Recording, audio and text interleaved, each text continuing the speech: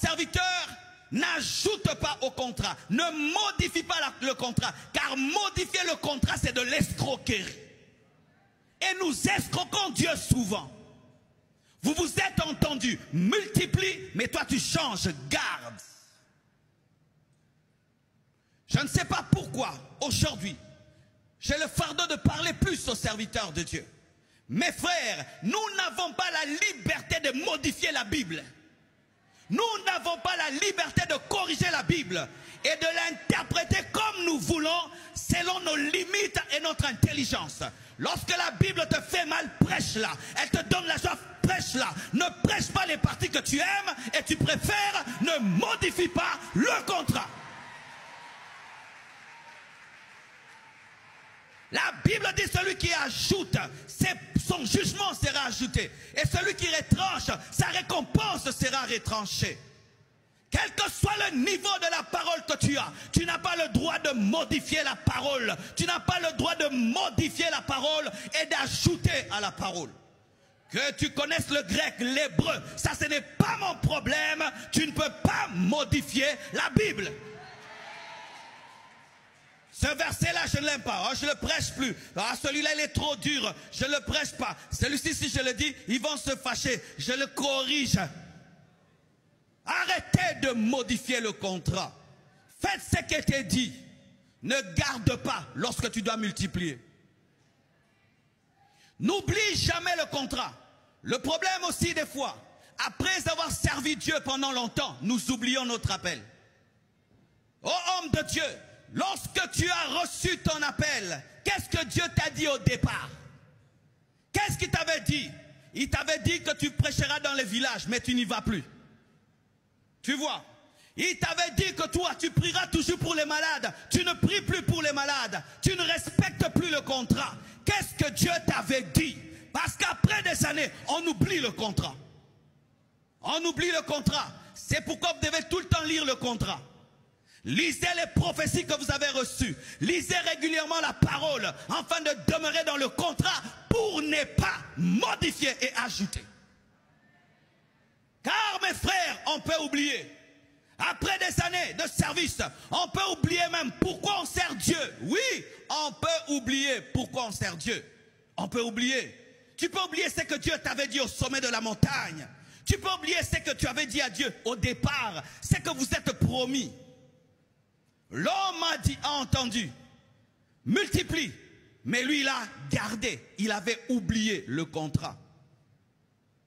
Et à nous tous, mes frères, des fois il nous arrive de passer par des moments difficiles et nous faisons une alliance avec Dieu. Seigneur, si tu fais ceci, je ferai cela. Seigneur, bénis-moi, j'accomplirai ceci. Si tu me protèges, je ferai cela. Mais plusieurs, après que Dieu ait béni, ne reviennent pas pour accomplir ce qu'ils avaient promis. Mais j'aime un homme, Jephthé. Jephthé devait aller à la guerre, mes frères. Et vous pouvez lire cela. Dans Juge 11, versets 30 à 40. Il dit à Dieu, si tu me donnes la victoire, je te promets de te sacrifier la première personne qui viendra vers moi.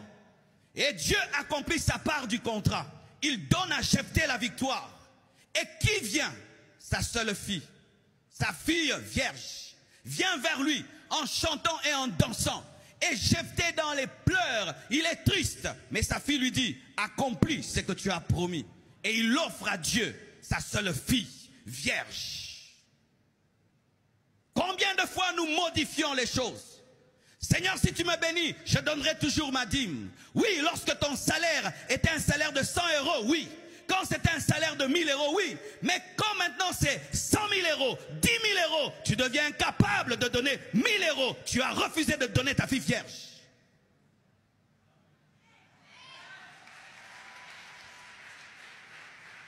C'est facile d'accomplir la promesse lorsque c'est un bœuf qui vient vers toi, lorsque c'est un animal qui vient vers toi. Mais lorsque c'est ta fille vierge unique qui vient, ça devient difficile. Mais sache que si tu n'accomplis pas ta part, tu perdras ta victoire.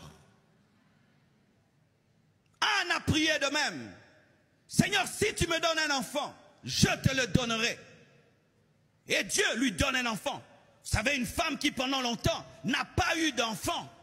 Et puis tout d'un coup elle est grosse. et elle enfante. Mais tu peux changer. Tu dis, oh non Seigneur, non, non, non, non, non. Mon enfant, mais je resterai seul. Mais cette femme accomplit la promesse et donne Samuel. Et Dieu lui donne d'autres enfants. Tu as fait des vœux et des vœux. Je ferai, je ferai, je ferai. Et Dieu a fait. Mais toi, tu n'as jamais fait. Seigneur, si tu m'élèves, je te consacrerai mes premières heures, de 4 heures à 7 heures du temps. À 7 heures, je serai dans ta présence. Mais tu ne le fais plus. Si tu m'élèves, je soutiendrai ton œuvre. Si tu me vois, je ferai ceci. Dieu a fait. Est-ce que tu as fait? Allez relire les promesses que vous avez faites à Dieu. Allez relire les vœux que vous avez faits. Dieu a accompli sa part. Mais est-ce que vous avez accompli votre part? Celui qui fait la promesse doit toujours se rappeler d'une chose. Dieu n'oublie jamais. Je me souviens il y a très très longtemps, mes frères, je crois que j'avais 21 ans. Je suivais la radio. Et tout d'un coup, il y a un enfant qui a commencé à pleurer. C'était un enfant de la rue. Mais il raconte son histoire.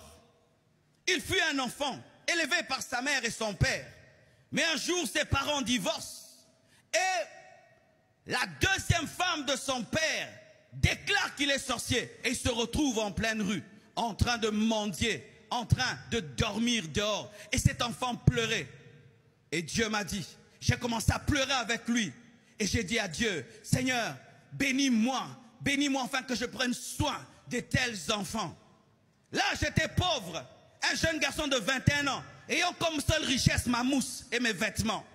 C'était facile de faire des promesses. Je prendrai soin d'eux, je prendrai. Mes frères, il y a des promesses que nous faisons facilement lorsque nous n'avons rien à donner. Seigneur, je te donnerai 1 million. Tu n'as même pas 100 euros. C'est facile.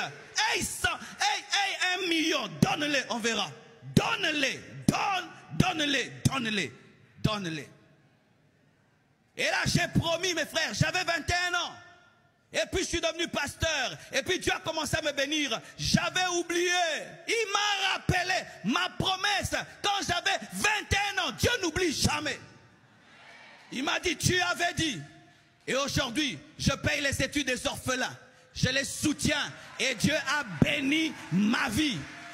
Et pour ne pas oublier le vœu que j'ai fait, j'ai acheté un tableau d'un enfant qui pleure. Je l'ai placé dans mon bureau pour que je me souvienne qu'à 21 ans, j'avais promis. Parce que l'homme peut oublier ce qu'il a dit.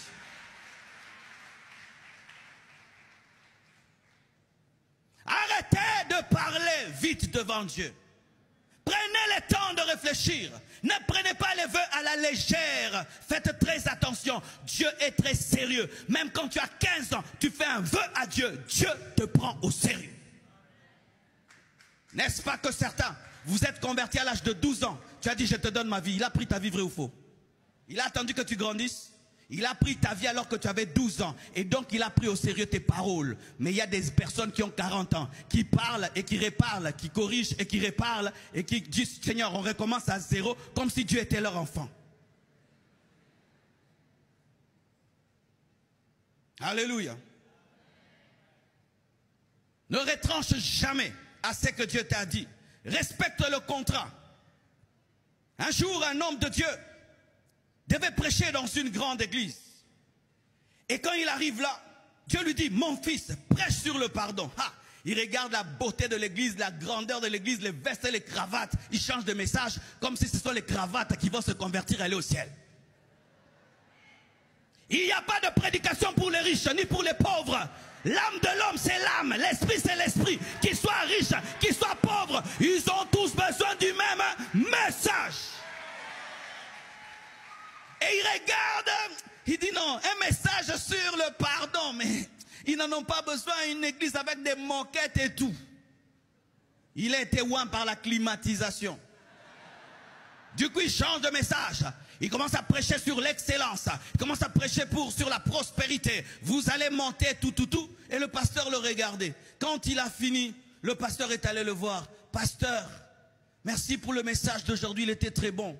Mais moi, Dieu m'avait dit que je t'invite parce que nous avons un problème de haine dans l'église. que tu puisses prêcher sur le pardon. Nous avons tout ce qu'une église veut. Mais il y a un problème de haine. Mais tu n'as pas prêché ton message. Je sens que tu n'as pas prêché ton message. On l'a béni son offrande, mais c'était le décompte, la décompte finale. Plus jamais on l'a invité. Pourquoi? Il a corrigé, il a modifié. Mes frères, ne regardez jamais les hommes pour parler. Car même quand ils sont calmes, ils entendent. Amen. Hein? Homme de Dieu, ne change jamais de prédication, même si les gens dorment. Dis-le. Ils entendent, ils entendent. Ne modifie jamais ce que Dieu t'a dit dans la chambre parce qu'ils sont... Non, prêche ça. Même s'ils bougent, ils se lèvent, ils partent, ils reviennent. Dis ce que Dieu t'a dit. Tu n'es pas là pour eux, tu es là pour accomplir ce que Dieu t'a dit. Alléluia. Diamant, j'étais invité quelque part prêcher à une grande autorité. Et quand j'ai prié, Dieu m'a dit, tu vas prêcher à cette autorité le pardon. J'ai dit, ah Seigneur, le pardon. Je suis arrivé, je dis, maman, tu dois pardonner. Il faut pardonner. J'ai chanté pardon. J'ai dit pardon. Et puis je suis parti. J'ai dit ce que je devais dire. J'ai dit ce que je devais dire. Alléluia. Ce n'est pas toi qui es le maître, tu es le serviteur et tu dois dire ce que le maître a dit. Ce micro ne fait pas ce qu'il veut, il ne dit que ce que je dis. S'il chante, je chante, il chante. Si je parle, il parle. Mais nous, des fois, nous chantons qu'il faut parler, nous parlons qu'il faut chanter. Pourquoi tu es en train de corriger ta vision, de corriger ce que Dieu t'a dit au départ? Parce que les hommes ne sont pas d'accord, parce que les hommes ne t'acceptent pas. Dieu ne t'a pas appelé pour cela. Sois seulement fidèle. Point. Tu ne seras pas jugé en fonction des acclamations des hommes, mais en fonction de ta fidélité. Tu ne seras pas jugé en fonction de ta popularité, mais par ta fidélité. La popularité n'est pas toujours la fidélité. Des fois même, la popularité est le signe de l'infidélité.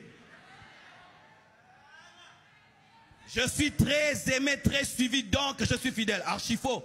Car des fois, tu peux être suivi parce que tu as dévié. Aaron avait la foule, Moïse n'avait que Josué. Celui qui donnait le veau d'or avait la foule, mais celui qui avait la parole n'avait que Josué. Mais l'homme qui avait la parole a jugé celui qui avait la foule. Alléluia. La chose la plus importante, ce n'est pas le succès, c'est la fidélité. Car tu peux échouer, mais tu as le succès selon les hommes. Ah oui, tu peux échouer. Mais les hommes t'acclament, les hommes te célèbrent, mais pour Dieu, tu es en train de pleurer. Mon père spirituel m'avait dit, Marcelo, quand tu prêches, imagine le Saint-Esprit assis sur une chaise et pose-toi cette question, est-ce qu'il dit Amen?